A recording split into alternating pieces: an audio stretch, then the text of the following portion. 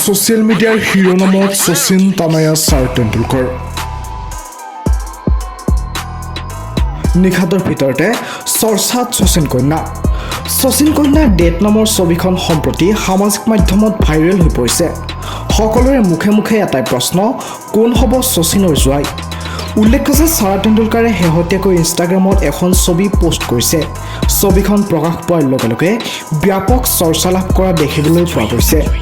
ছবিখনত ছাৰা এজন ব্যক্তিৰ হাতত ধৰি থকা দেখা গৈছে। ইফালে ছবিখনৰ কেপশ্যনো হৈছে বেছ আকৰ্ষণীয়। কেপশ্যনত শচীন তানায়াই লিখিছে, স্পেচিয়েল ডেট নাইট। ছবিখন দেখাৰ পাছতে নানা কথাৰ গুঞ্জন উঠিছে। ছাৰাক লৈ সাধাৰণ মানুহৰ বু বাবা আৰম্ভ হৈছে। প্ৰশ্ন উত্থাপিত হৈছে, ছাৰাৰ ডেটিং সংগী কোন? বহু জল্পনা কল্পনাৰ অন্তত ৰহস্য ভেদ কৰে ছাৰা তেণ্ডুলকাৰে।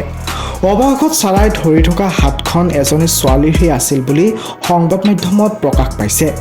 এইটো জানিব পৰা গৈছে যে ছাৰাই যিজনী ছোৱালীৰ সৈতে নিশা বাহিৰলৈ গৈছিল তেওঁ আছিল বলিউডৰ কণ্ঠশিল্পী কণিকা কাপুৰ। 10 ঘণ্টা পাছত ছাৰাই পুনৰ একেধৰণৰ ছবিয়ে পোষ্ট কৰিছিল। আনকি সেই ছবিখনতো কণিকাই ছাৰাৰ হাতত ধৰি থকা দেখা গৈছে। উল্লেখ্য যে ছাৰা আৰু কণিকা অন্তৰংগ বন্ধু দেখি সামাজিক মাধ্যমত বেছ সক্ৰিয় দুয়ো।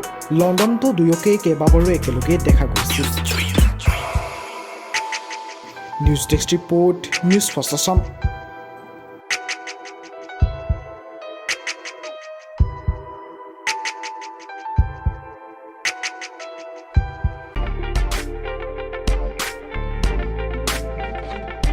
আজিৰ গহনা কালিৰ সম্পদ, Suchitra jewellers, Durgabari road, Barpeta road, জিলা বৰপেটা, অসম।